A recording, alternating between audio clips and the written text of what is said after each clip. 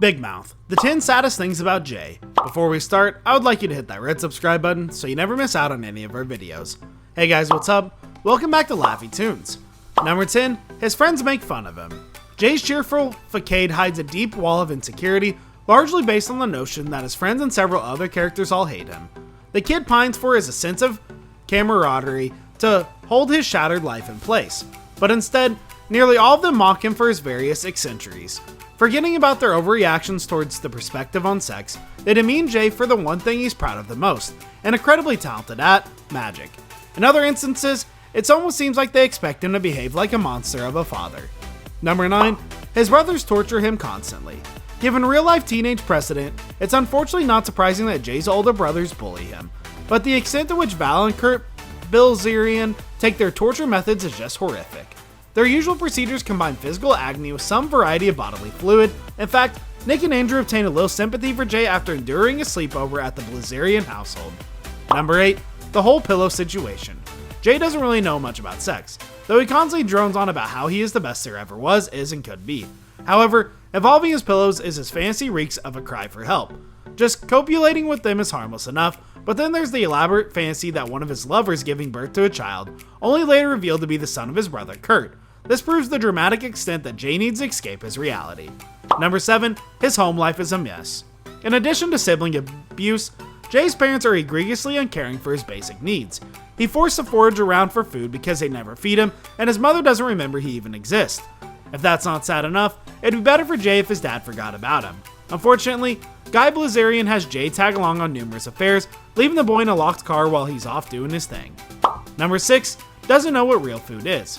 Jay's diet is composed of fast food, or the scraps he manages to scrounge up after his bigger, stronger brothers have finished eating. He only learns that nutrition doesn't have to be fought over, and that some families even shower each other with love, affection, and a ton of delicious shared meals, where he is taken in by Nick's parents, the Birches. Jay is more staunch than anything to find out that real food is actually much better and less stressful to obtain, and that he can do a lot better. Number 5, he truly loves his family. For all their mistreatment, poor Jay does care for his parents and siblings a great deal. Though they don't deserve a shred of his affection, they keep rationalizing everything terrible they inflict on him, such as scorn him for his hobbies, forget to pick him up at school, ignore his smallest requests for dignity, and so on. Jay insists of the Bilzerians adoring him, even offering some kind of ridiculous reason for their actions. This evidently does not play out the way he wants it to, even with his pillow family. Number 4, his inability to cope with his burgeoning sexuality. Jay's path to a normal childhood being destroyed, his puberty-themed escapades have taken an uncomfortably twisted turn. He finds pleasure in comfort provided by soft furniture and strong indication that he finds it difficult to connect with regular people. As such, when he learns that he might not be straight, Jay doesn't come to terms with it too easily. Instead, his way of dealing with things is through objectophilia, by fantasizing his stuff into a masculine Brad, his aggressive cushion partner. Jay doesn't have any actual person to talk to about his sexuality. Number 3, experiences parental love temporarily. The worst thing that Jay undergoes is that he sometimes receives the amount of love from his parents, but for the most part, the sheer absence of it is a painful burden to bear. In other words, if his family had simply ignored him from scratch, it would have taken some time, but there's the possibility that he could have theoretically set up his priorities straight. Nonetheless, when these moments come and go, the only thing they can do is create hope in Jay's heart that they can never be completely fulfilled. Number 2, relationship with Coach Steve. As an extension for his desperation for human contact, Jay becomes buddies with Coach Steve, another man without access to most of the same things that are lacking in him.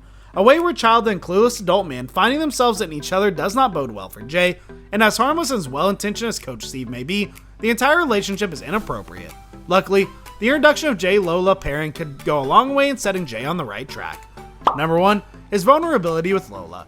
Speaking of his latest and only stable relationship, Jay's openness allows him to reveal Lola that he loves her, but he is given nothing concrete in response. He angrily stalks away, seeking solace in some plush fabric, when he tells him that she just has a problem with accepting commitment. Rather than acknowledging her concerns, Jay lashes out at her in a toxic fashion, asserting that he doesn't want anything to do with her anymore. The young couple eventually comes to an agreement though. This brings us to the end of the video. I hope you enjoyed it. Hit like if you did, and don't forget to subscribe to our channel so you don't miss any of our videos in the future. Also watch the next 2 videos that are on your screen because I'm sure you'll love them. With that, I'll see you in the next video.